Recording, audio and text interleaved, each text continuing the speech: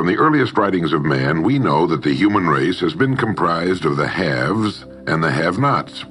When I was a kid back during the Great Depression, I was obsessed with a desire to know what invisible something separated the haves from the have-nots, being a have-not.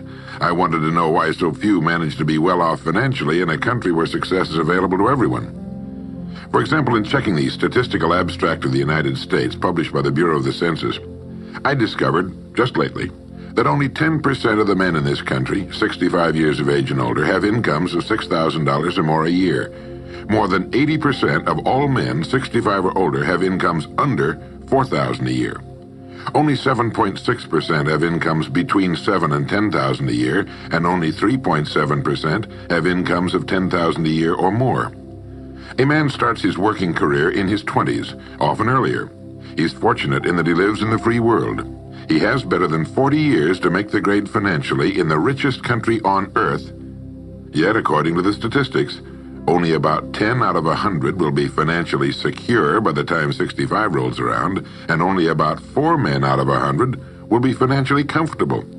Now, why? Well, let me tell you how to find out for yourself. Conduct your own survey. Start down the street in your neighborhood on any Saturday or Sunday and ask the man of every house 2 questions. The first question is, what are you doing at the present time to increase your income now? That is, how much do you want to earn? And when you've evaluated the blank stare you get in response to that question, ask question number 2, which goes, how much money are you planning to be worth at age 65? Now, when the silence becomes too unnerving, thank him and move on to the next house. Ask 50 men, 100, 1,000, until you're completely convinced that the reason men don't make more money during their working lives, and the reason men aren't financially independent by the time they're 65, is simply that they seldom, if ever, do any constructive thinking on either subject.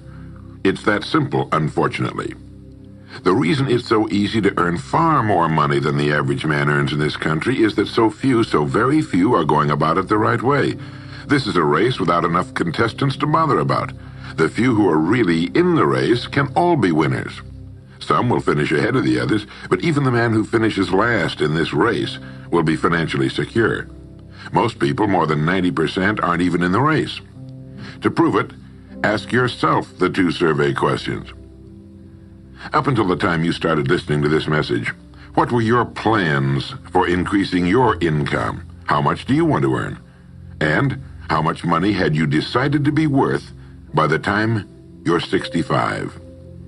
You see, people who earn large incomes aren't lucky, and they're not crooks as those without money are so fond of pretending, nor are they endowed with more brains or talent necessarily than their friends and neighbors, nor are they privy to occult secrets, and only a very few were lucky enough to have had rich fathers or grandfathers. Most of the people earning the big incomes today started the same way you and I did, and most other people. The only difference between the men who earn big incomes and those who earn small incomes is that those earning big incomes decided to earn more. They're the people who made it their business to earn more. You see, a woman who does not think about baking an apple pie for dinner tonight will never think of looking up the recipe for apple pie.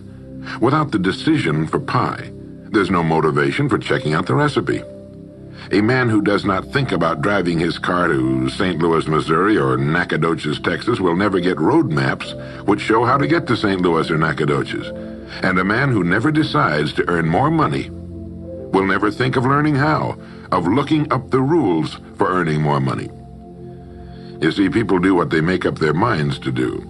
So get rid of the ancient superstition once and for all that people who earn big money are special people, or lucky, or get the breaks, or had money to begin with, or knew someone, or are smarter, or anything else. These are alibis. They can all be disproved 1,000 times. The reason there are so many of these alibis around is that men who fail to make the grade financially are seldom honest enough to just admit that they really didn't try and keep trying. So in order to justify their failure, in order to remain seated, they dream up and pass along these old alibis. We're all self-made, but only the successful will admit it. I once had occasion to visit Charleston, South Carolina. I'd never been there before, so I hired a taxi to drive me around the historic old town. I particularly wanted to see the battery where that famous shot was fired on Fort Sumter. Along this beautiful drive, some of Charleston's oldest and finest homes look out over the bay. I commented to my cab driver on what lovely homes they were, and he said, yes, some of those homes have 40 rooms. And then he thought a moment and he said, and every one of them is owned by a crook. This is how the have-nots justify themselves and their lot in life. I didn't say anything because I didn't feel I was entitled to advise him or try to straighten out his thinking. This is a free country where as long as he doesn't hurt others, everyone has the unalienable right to be just as wrong as he wants to be. As Thomas R. Lounsbury, the American scholar and educator, put it, we must view with profound respect the infinite capacity of the human mind to resist the inroads of useful knowledge. My taxi driver and men and women like him all over the world have been kidding themselves and holding themselves down and refusing the bounty and abundance of the world for centuries. Knowledge is available to everyone. We can either listen to those qualified to teach us, or we can go along with those ancient stumbling blocks we get from people who don't know any more than we do. The truth, incidentally, about those homes along that beautiful drive is that they were built by the men and women who made the largest contribution to the city of Charleston. In just a moment, I'm going to give you the formula for getting rich, but before I do, I want to remind you of something. Before a jet pilot begins his takeoff from an airport, he carefully goes over a checklist, item by item. He does this not only because it's required by law, but because he cannot afford to trust so important a job to his memory alone. He has another checklist that he goes over just as carefully before he begins his letdown at his destination. He does this without fail every time he takes off and every time he lands. Well, I think living successfully is as important as flying an airplane. And because of this, I think each of us needs a checklist too. And that's why there's one included with this cassette. We need a checklist to go over item by item before we take off in the morning and before we drop off to sleep every night. So I want to recommend that you affix the checklist to your bathroom mirror. Stare at it as you brush your teeth in the morning and stare at it again as you prepare for bed at night. Go over each item, and as you do, think of what each item represents. Now here's number one. It's the formula for getting rich. It also explains why you're in your present position, whether you're earning $6,000 a year or $16,000 or $60,000 or $600,000. It applies to every adult, whether he's employed or unemployed. It applies to the richest man and to the poorest, and every person in between. And here it is. Our rewards in life will always be in exact proportion to our contribution, our service. Now that's what the formula means as the first item on your checklist. Memorize it. Our rewards in life will always be in exact proportion to our contribution, our service. Listen to it, think about it until you know it emotionally as well as intellectually. It might give you some slight feeling of superiority to realize that there's probably not another man within a mile of where you live who knows it. You can add it as a question on your survey if you want proof of that. If you want it in another form, here it is as it applies to a man's job. It's the same thing really, the same thing applies, but you can express it differently. The money you're paid by the company you work for will always be in direct ratio to the need for what you do, your ability to do it, and the degree of difficulty involved in replacing you. Maybe you want to write the formula down in both of its forms and think about it until it's as much a part of you as your name. The reason it isn't spelled out on your checklist is because you might not want everyone to know what you're up to. The checklist is valuable only to a person who knows what the words really indicate. All right, you've got the formula. As you think about it, its meaning will become clearer to you. With the formula, there are two rules which must be applied to properly use it. This formula, together with the two rules, is your recipe or your roadmap to earning all the money you really want. Now let's take a look at item number 2 on your checklist. And I'm serious about your putting this checklist on your mirror. You'll notice it's pressure sensitive. Item number 2, the gold mine. The Pulitzer Prize-winning playwright Archibald MacLeish in his play The Secret of Freedom wrote, "The only thing about a man that is a man is his mind. Everything else you can find in a pig or a horse." Strong words, aren't they? But as long as you live, you'll never hear a truer statement. The key to every human being's success lies in his mind, the gold mine between his ears. One idea can make you rich.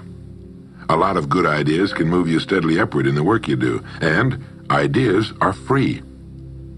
Now just think. There's nothing now being done commercially that will not be done better, much better in the years ahead. Next year's homes and most of what's in them will be better than this year's. Next year's cars will be better. Next year's manufacturing, distributing, marketing, and selling and advertising should be better.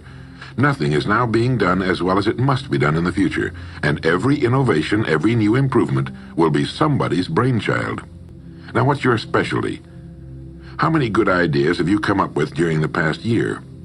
If you continue on as you have in the past, where will you be and what will you be earning, say, a year from now, 5 years from now? Every day of our lives, we walk or drive by more opportunity than we could develop in a lifetime in 50 lifetimes. Back in the 20s, Sinclair Lewis wrote that you can kidnap a man, blindfold him, take him to any city in the country with a couple of notable exceptions, put him in a chair in the downtown area, take off his blindfold, and he could sit there a week and not be able to tell you what town he's in. The streets are all alike. The buildings are all alike. The businesses all look alike. This is still largely true today. The reason for this being that most businessmen in this country are playing a game called follow the follower. If a man goes into business, no matter what line it happens to be, the first thing he does is make certain that his place of business, outside and inside, looks exactly like every other place of business of that type in the country. Do you know why? It's because he's been playing copycat since he was a year old and does it without thinking about it. For the same reason kids dress alike in school. He wants to be one of the gang.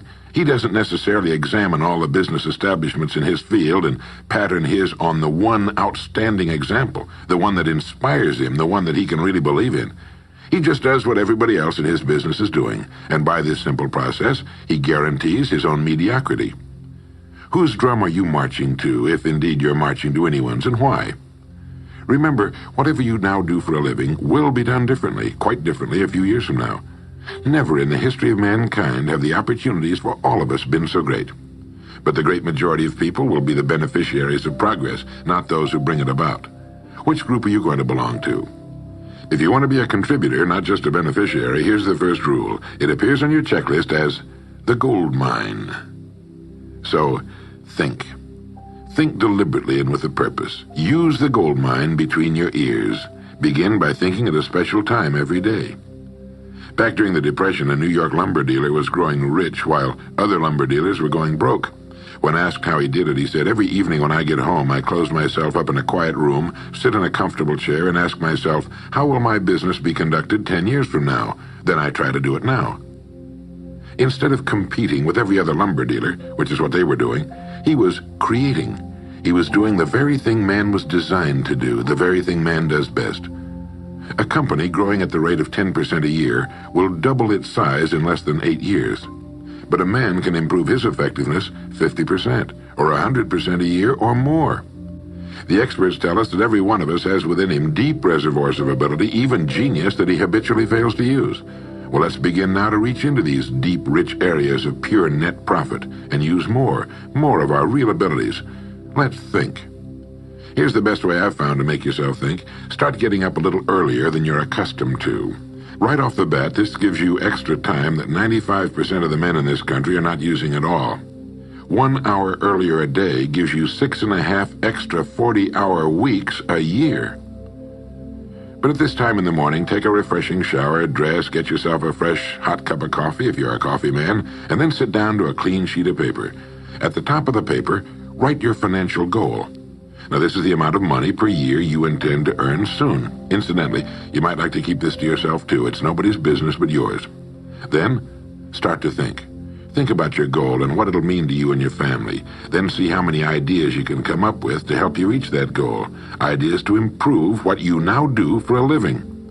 Ways of increasing your contribution to match your income goal.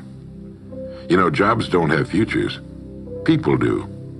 No matter what line of work you may be in, there is within it more than enough opportunity to last a lifetime. You don't have to think of brand new ideas or revolutionary new ways of doing things, although you well might come up with some. Think of ways of improving what is now being done. If you are to increase your income by the amount you specified, you must find ways of increasing your contribution, your service. And the key to this is to be found in your mind, in that gold mine between your ears. Try for 5 ideas every morning and write them down, and save those sheets of paper in a special idea file. Many, perhaps most of your ideas will be worthless, but some of them will be very good. A few will be excellent, and every once in a while you will come up with something really outstanding. You see, 5 ideas a day is 25 a week if you don't think on weekends. Now that's more than 1,000 ideas a year. One idea can get you to that income you're shooting for. The law of averages swings so far in your favor you just can't miss. Try to develop a sense of expectancy. That is, try to hold the feeling that the goal you're shooting for is a sure thing, and that it's only a matter of time before it's realized. You know, Henry Ford didn't start making cars until he was 45. A friend of mine started a new company at 65. He's still going strong, and his new company has sales of better than $300 million a year. It's almost never too late. Try not to think of things outside of your own line of work or whatever it is you're most interested in. To think well and profitably, you must discipline your thinking. Keep it on course, controlled, keep it in one field, specialize. Now for the final item on your checklist. It appears as the word. And the word is attitude. Attitude has been called the most important word in the language. William James put it this way. He said, "The greatest discovery of my generation is that human beings can alter their lives by altering their attitudes of mind."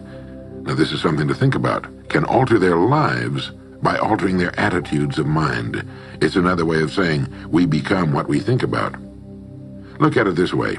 Your total environment, if you've been an adult for any appreciable period of time, your total environment is a reflection of you as a person. The house and the neighborhood in which you live, the car you drive, the clothes you wear, the job you do, the people with whom you regularly associate. Your total environment is an exact and merciless mirror of you as a human being. Now, if you feel your environment can stand some improvement, you have only to improve your attitude, and your world will gradually change to reflect the changing person. Here's how to change your attitude. Beginning now, begin to act as would the person you most want to become. Now that is, if you were already in possession of the goal you're shooting for, how would you conduct yourself in all of your affairs? Well, do it now, and tomorrow, and the next day. Begin now to act the part of the person you most want to become, and you'll end by becoming that person. Subtly, in little ways, in the way you dress, in the way you talk, in the unfailing courtesy you show to every person with whom you come in contact, begin to act the part of the person who has already achieved that which you're shooting for. The German philosopher Goethe gave us the secret when he said, before you can do something, you must first be something. When you behave like the person you most want to become, the things that person would have will tend to come to you. It's simply cause and effect. Don't be in too big a hurry.